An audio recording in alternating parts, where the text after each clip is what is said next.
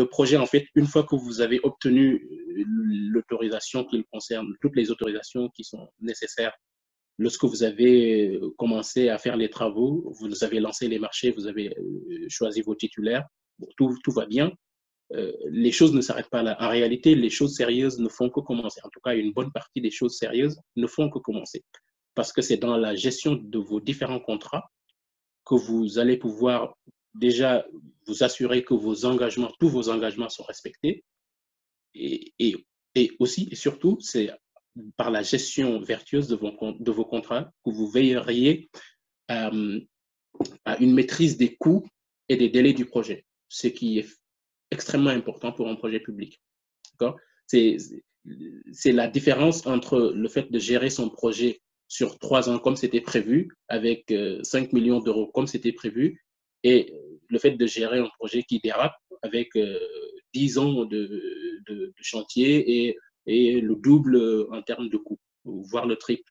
C'est important parce que dans le cas français, en tout cas, le constat est très amer. C'est une carence des maîtres d'ouvrage publics dans ce qu'on appelle la culture du contrat, par opposition, par exemple, aux entreprises privées qui ont intégré cette dimension-là, qui sont extrêmement solides, qui ont une bonne expertise en la matière. Les maîtres d'ouvrage publics, les porteurs publics de projets ont beaucoup de retard en ce domaine-là. Ce qui fait que, par exemple, dans le cas de la Société du Grand Paris qui gère ce fameux projet de 35 milliards qu'on appelle le Grand Paris Express, la Cour des comptes, lors d'un contrôle en 2016, a expressément demandé à cette société de mettre en place et de développer ce qu'on appelle le contract management. Le contract management, c'est bien la gestion des contrats. Alors, pourquoi a-t-on besoin de cela? Parce que tout simplement, toute personne qui a suivi l'exécution d'un contrat de travaux publics sait que les choses ne se déroulent jamais comme prévu. Il n'y a aucun projet qui se passe très bien du début à la fin. Vous avez toujours des aléas, des suggestions qui sont imprévues, des délais qui dérapent, des autorisations que vous devez obtenir mais qui tardent à venir, ainsi de suite. Et ça impacte tant sur le budget que sur les délais du projet. Donc, les projets sont complexes. L'engagement est faible. Quand on parle de faiblesse de l'engagement, c'est plutôt pour mettre en évidence ici le fait que les contrats sont conçus pas toujours avec une rencontre d'intérêt et de volonté. Enfin, quand je parle de rencontre d'intérêt et de volonté, c'est que souvent, vous avez par exemple des entreprises qui candidatent à des marchés publics et qui vous font des offres extrêmement basses, tout simplement parce qu'elles anticipent d'ores et déjà les marges qu'elles pourront se faire dans le cadre de l'exécution du contrat. Elles savent qu'en général, les maîtres d'ouvrage publics qu'ils ont en face, une fois que le contrat est signé, n'ont pas toujours ce réflexe de regarder pour voir ce qui a été écrit à tel ou tel endroit. Et puis, les contrats ne peuvent pas tout prévoir. Et effectivement, ils sont beaucoup plus transactionnels que relationnels. Ça revient à ce que je disais tout à l'heure. Alors, pour vous donner, je vous ai donné quelques chiffres, histoire de caractériser vraiment l'intérêt du contract management, avec peut-être un point que j'aborderai, le fait qu'aujourd'hui, l'étude Gartner, qui est un peu spécialisée dans tout ce qui concerne le contract management, a montré que sur chaque projet que vous prenez, vous devez consacrer au moins 2% de la valeur de ce projet-là au contract management. Ce que, effectivement, les maîtres d'ouvrage public ne font pas. Aujourd'hui, vous avez un retard moyen dans un projet qui est de 2 ans. Avec un budget, et lorsque vous dites que le budget moyen des grands projets il est de 90 millions de dollars, vous voyez à peu près ce que représente un retard sur des projets de cette envergure-là. Et ce que révèlent aussi les études en la matière, c'est que sur 65% des grands projets, 65% des grands projets font l'objet d'abandon ou d'échecs, mais exclusivement, en tout cas sur ces 65%, exclusivement pour des raisons commerciales ou politiques. Donc, quand vous avez effectivement les décideurs qui ne suivent plus, ça marche plus. Quand vous avez un projet qui dérape sur les coûts, parfois, effectivement, ça conduit à l'échec du projet. D'accord? Donc, gérer bien les contrats, avoir la culture du contract management, c'est aujourd'hui devenu incontournable pour toute gestion de projet public. Je ne vais pas plus que cela m'étendre sur le contract management. Je vous en ai fait une petite définition ici pour vous, avec un séquencement, pour vous dire qu'en gros, la gestion du contrat, c'est pendant toute sa durée à partir du moment où on l'a négocié jusqu'au moment où on l'a clôturé. Il faut gérer le contrat et avoir une équipe dédiée à la gestion de ce contrat-là. Ce n'est pas une personne qui se charge du contract management, mais il y a un animateur du contract management, ce qu'on appelle le contract manager, mais c'est toute l'équipe, depuis les chargés ou chefs de projet, les ingénieurs en génie civil, l'équipe technique pour faire simple, l'équipe financière, toute l'équipe dédiée au projet doit être sensibilisée à la culture du contrat. Parce que c'est ce qui fait la différence entre un contrat bien mené, entre des réclamations qui sont bien traitées et le contraire.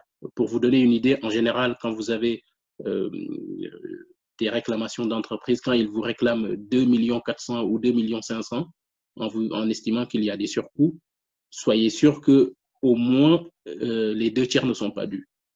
Au moins, et ça c'est l'expérience qui le montre. Mais ça, vous ne pouvez le savoir et le défendre que si vous avez bien géré votre contrat et que vous avez bien anticipé les risques, surtout les risques. Parce que la gestion contractuelle, c'est d'abord une gestion des risques.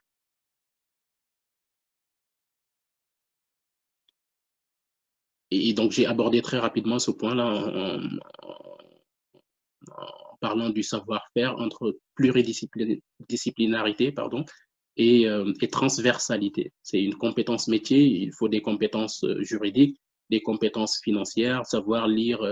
Le contract manager, c'est quelqu'un qui doit avoir une facilité avec l'analyse financière, savoir ce qu'est, par exemple, un CAPEX, un OPEX, savoir ce qu'est un ROI, un retour sur investissement, ainsi de suite. Savoir lire tout simplement le bilan d'un projet ou en tout cas un bilan d'entreprise.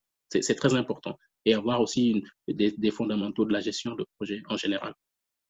Donc, le conseil qui est donné à tout maître d'ouvrage public, en tout cas aujourd'hui en France, et ce sont les plus grandes autorités de contrôle qui le disent, c'est dotez-vous d'équipes de contract managers. C'est important. Pour tous les projets publics maintenant, c'est devenu incontournable. Et peut-être pour finir sur une note concernant les décideurs publics, quand vous avez un projet que vous gérez, l'acceptabilité, c'est aussi par rapport aux décisions que vous subissez. Vous êtes un établissement public, vous gérez un projet pour l'État, souvent, ou pour des collectivités, ou les deux d'ailleurs, ce qui arrive très souvent. C'est le cas, par exemple, sur le projet que je suis actuellement. Vous pouvez être très facilement confronté à des demandes de part et d'autre de telle collectivité qui veut que, par exemple, le pont-route que vous devez créer soit finalement de telle dimension et pas de celle qui était prévue au début, que le tracé finalement soit détourné un peu et qu'on passe de l'autre côté, ainsi de suite. Donc, vous avez beaucoup de demandes qui peuvent intervenir et miner beaucoup la tenue des délais et surtout la tenue des coûts. Souvent, ce qui se fait dans les conventions de financement qui sont conclues en la matière avec les décideurs publics qui financent le projet, c'est d'insérer des clauses, ce qu'on appelle la clause d'intérêt général ou la clause normative, qui permet, lorsque le projet subit un certain nombre de changements réglementaires, alors selon la définition qui est faite effectivement du projet, de demander à l'État d'en prendre la charge, en tout cas l'auteur de cette norme-là, de la prendre en charge. Et puis dernièrement, le motif d'intérêt général, celui qui fait une demande complémentaire ou une demande différente qui n'était pas prévue, mais cette personne-là prend en charge cette demande. Et ça permet un peu de neutraliser souvent certaines velléités des décideurs publics financeurs et qui souvent peuvent vouloir, surtout quand elles ne sont plus intéressées par le projet. Par exemple, vous avez un changement de majorité, des élections qui sont intervenues, ce n'est plus la même équipe et cette nouvelle équipe est contre le projet. Elle peut facilement, par le biais de demandes incessantes, compromettre le projet. Voilà. Et donc, ces clauses d'intérêt général sont là aussi pour ça. Alors, j'ai été extrêmement long, je n'ai pas pu tout dire parce que l'exercice eût été de toute façon impossible. Je me mets bien évidemment à votre disposition pour toutes les questions que vous souhaiteriez poser. Merci beaucoup. Excusez-moi, merci pour cette brillante présentation. J'ai 3 petites questions, sauf s'il y en a d'autres, évidemment. Je commencerai par l'avant-dernière question, qui est une question que moi-même j'avais en tête d'ailleurs. C'était quel est le parallèle avec nos pays respectifs? Parce que c'est sûr que votre expérience, elle est française, votre expérience, elle est européenne, mais moi, personnellement, j'ai beaucoup aimé vraiment votre expertise en matière de droit, parce qu'aujourd'hui, je pense que c'est indispensable quand on est dans le domaine de l'environnement, dans le secteur social, environnemental, économique. Il y a beaucoup de notions juridiques qui entrent en compte et que monsieur tout le monde ne maîtrise pas tout à fait. Vos exemples aussi sont des exemples européens. Qu'est-ce que vous pouvez faire comme parallèle avec nos pays africains? Je suis sûre que la France étant un tout petit peu la vitrine de l'Afrique de l'Ouest. Donc, est-ce que vous pouvez vous prononcer par rapport à ça? Alors, avec certaines lacunes naturelles qui sont le fait qu'effectivement, je n'ai pas eu le plaisir d'avoir encore une expérience professionnelle nourrie en Afrique de façon générale. Cela dit, sur les projets, enfin, comme toute personne qui vient de ce cher continent, je suis les projets soit de façon souvent parfois intime, parfois très éloigné. Et le constat, il est celui-ci, c'est que c'est la raison pour laquelle j'ai voulu finir par ce chapitre-là. Le gros problème pour moi de la gestion, c'est la gestion des contrats dans nos pays. Alors, le cas français montre l'exemple que effectivement, ça n'est pas une exclusivité une exclusivité, par exemple, sur les pays africains. Mais le gros problème, il est celui-là. Alors, pourquoi j'insiste là-dessus? C'est parce que quand j'étais encore chez SNCF Réseau, j'ai eu le plaisir aussi d'être impliqué dans la gestion, dans l'élaboration, en tout cas, d'une partie du montage contractuel concernant un projet au Sénégal, qui est un projet ferroviaire d'envergure, et toutes les personnes qui suivent l'actualité savent de quel projet je parle. Et ce qui a pu me frapper déjà à ce stade-là, c'est sur l'élaboration des contrats, le peu de place qui était donné à la culture du contrat. Alors, pas du côté français, parce que effectivement, j'étais en ce moment en France, mais du côté des retours que je pouvais avoir sur nos partenaires qui sont sur place. Et l'absence de culture du contrat, ce n'est pas exclusivement dans nos pays, mais il est encore beaucoup plus en retard, je vais le dire comme ça, au sein de nos pays. Et donc, j'insisterai là-dessus. Alors, sur le volet environnemental, il faudrait faire une exégèse pour voir si la réglementation dans nos pays est aussi avancée, en tout cas aussi soutenue, aussi complète que ne peut l'être la réglementation dans certains pays, notamment en France. Cela dit, de façon générale, la gestion des projets sur le volet administratif et environnemental est quelque chose de plutôt bien calé. Donc, la seule chose qu'on peut dire, c'est est-ce que c'est suffisant ou pas? Et effectivement, si ce n'est pas suffisant, c'est plutôt au rôle du politique et des associations qui interviennent en la matière. C'est le rôle de mettre ça sur le devant de la scène pour avoir une législation beaucoup plus complète. Mais n'ayant pas je veux me concentrer plus sur les points sur lesquels je pense que l'opérationnel a une prise. Et la prise de l'opérationnel, c'est essentiellement sur les contrats qui sont gérés, qui sont négociés, qui sont élaborés et qui sont gérés. La façon d'élaborer le contrat, la façon de le gérer, ça détermine vraiment beaucoup. C'est pourquoi j'insiste là-dessus, sur sa réussite, sur la réussite ou pas du projet. Ou en tout cas, sur la bonne réussite ou pas. Si vous vous retrouvez avec un projet, nous voyons souvent l'actualité. Bon, certainement, la réalité est toujours beaucoup plus complexe que ne l'est la façon dont elle est présentée au grand public, mais il demeure que quand on a un projet qui devait durer 5 ans, qui dure 10 ans, qui devait coûter 5 milliards, qui en coûte 15, il y a un véritable problème de gestion contractuelle. Ça ne fait aucun doute. Et là où il faudra vraiment mettre l'accent, c'est surtout sur le contract management. C'est un point sur lequel les entreprises privées, les grosses structures que sont par exemple Vinci, Eiffage, Bouygues, ont beaucoup d'avance. Ils ont des équipes d'experts en la matière et dès qu'ils ont un contrat, ils ont déjà leur petite fiche qui permet de déterminer tout ce qui ne va pas. Et ils peuvent anticiper sur les difficultés à venir. Donc, c'est vraiment très important. C'est sur ce point-là que j'insisterai particulièrement. Merci beaucoup.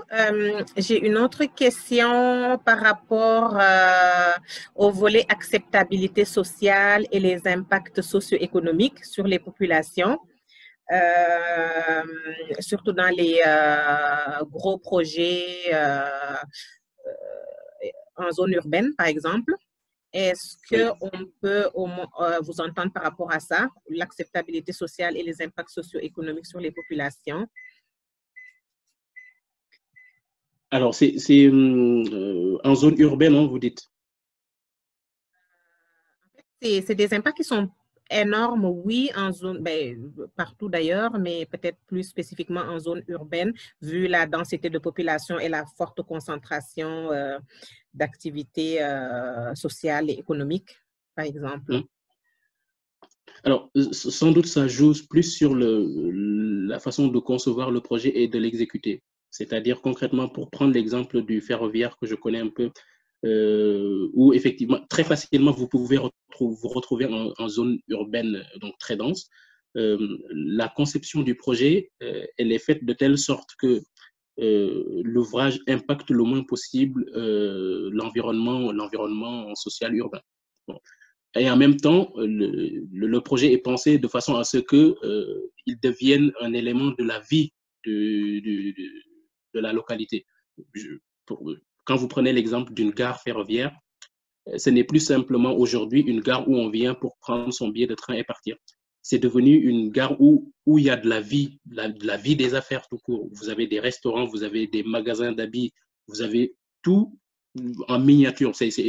Les gares deviennent des sortes de mini-villes en miniature. Et tout cela est fait pour permettre que le projet s'insère dans le milieu dans lequel il est et que les citoyens, les habitants se retrouvent dans le projet. Donc ça, c'est un premier point. Le second, c'est penser beaucoup aux nuisances.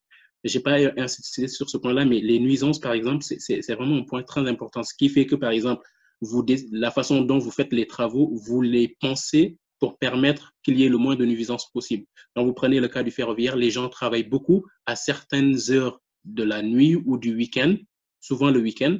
Et d'ailleurs, c'est ce qui fait que les projets s'étalent un peu plus dans le temps. Vous pouvez vous retrouver avec un projet qui normalement aurait dû durer juste 6 mois ou 1 an et qui dure 5 ans parce que l'on a réduit l'amplitude temporelle des travaux de façon à ce que ça impacte le moins possible les citoyens.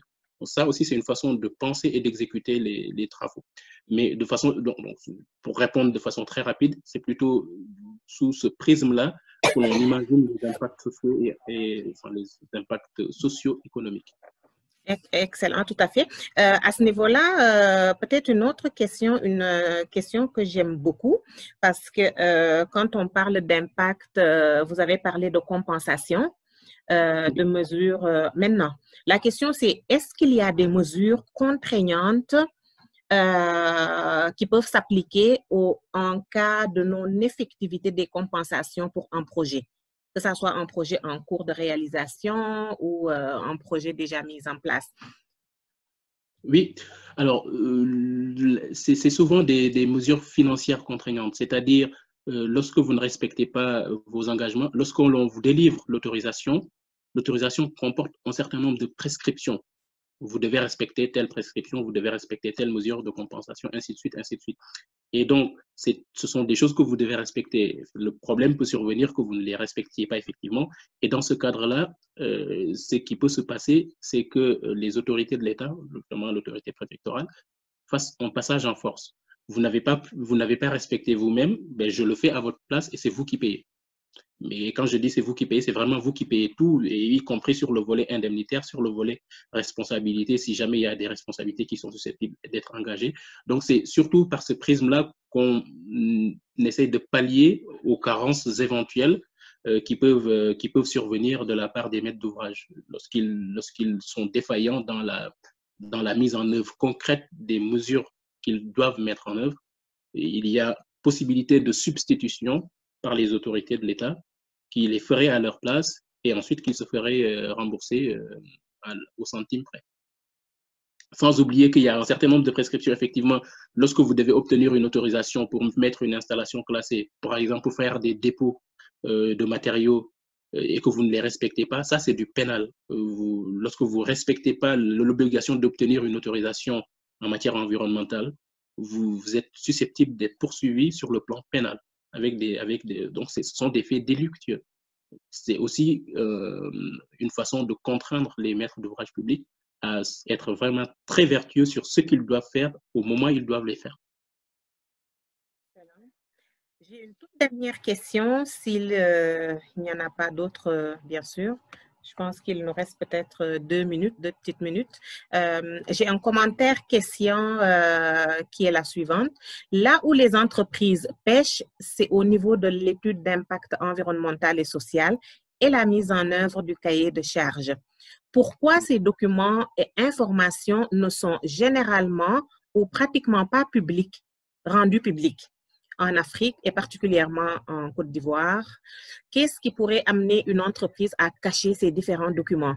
Quels sont les recours au plan international en cas d'échec, des recours aussi au plan national qui sont possibles? C'est une question extrêmement vaste et très complexe en droit, mais peut-être pour répondre de façon très, très synthétique et donc forcément insatisfaisante, c'est que il n'y a pas d'intérêt particulier, enfin, il n'y a pas de privilège particulier à ce que ces documents ne soient pas publics. Lorsque vous avez l'étude d'impact, il doit être public. Le cahier des charges, il doit aussi être public. Alors, il doit être public sous réserve de ce qu'on appelle le secret des affaires, le secret industriel et commercial. Effectivement, on n'affiche pas, par exemple, certains prix que pratiquent les entreprises parce que ça les met en mal par rapport à leurs concurrents. Mais sous ces réserves-là que l'on appelle le secret des affaires, le cahier des charges, un contrat, un marché public, par exemple, un contrat de concession, il doit être, alors, pas rendu public, mais accessible au public.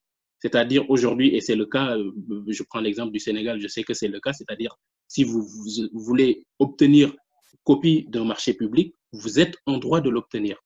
Alors les recours qui existent, ce sont des recours de nature administrative, c'est-à-dire vous faites votre demande, on ne vous répond pas ou on vous refuse l'accès aux documents, vous pouvez attaquer cette décision-là devant les tribunaux, devant les juridictions administratives.